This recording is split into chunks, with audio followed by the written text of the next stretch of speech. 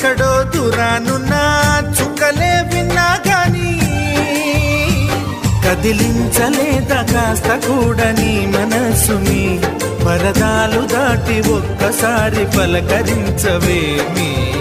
అందరినీ ఇలా వెంటపడి అడగాల సరదాగా నువ్వే ఎదురైతే సరిపోదా నిద్రపోతున్న రాత్రి నడిగా గుటికి చేరిన గువ్వల నడిగా